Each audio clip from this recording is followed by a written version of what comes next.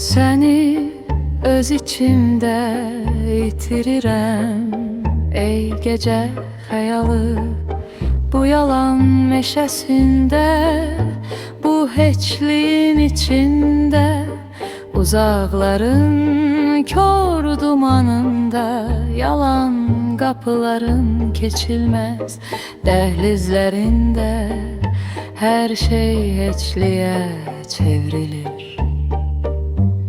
Ve o boşluk birden canlı bir bedenle dolur.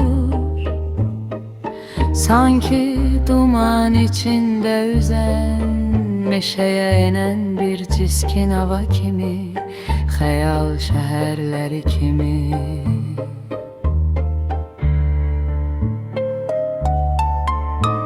Seni öz içimde itirirəm, deyirəm, gece ağzımı müəmma kapısında bağlayır.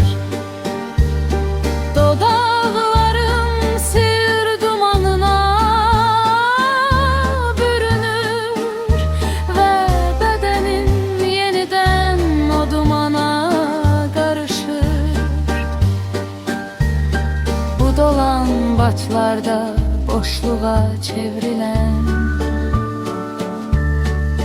başımı döndürüp beni dumana gərq edən nedir bilmirəm. Seni öz içimde itirirəm, seni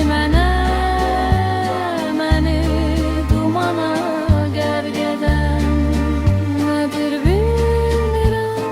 Bu dolan bat yolların sonu nedir bilmirəm. Öz-özümdə kör duman kimi itirəm,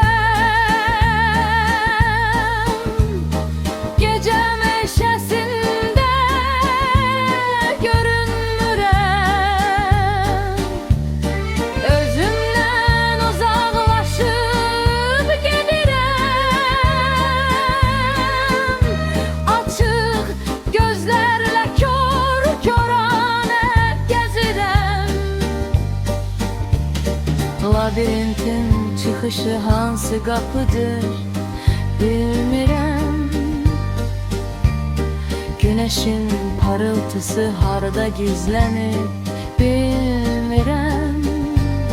Addımlarım yanlıştır, yoksa yol yoktur, bunu bilmirəm.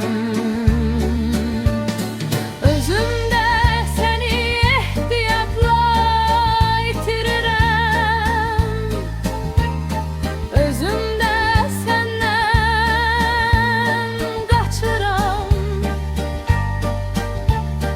özümdə zəif bir güc tapıram,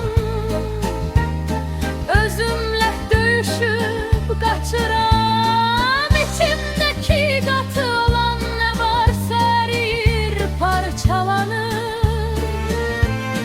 Bu yorğun bədən hələ də döyüşür, özünü fəth edir və yenə səniz içində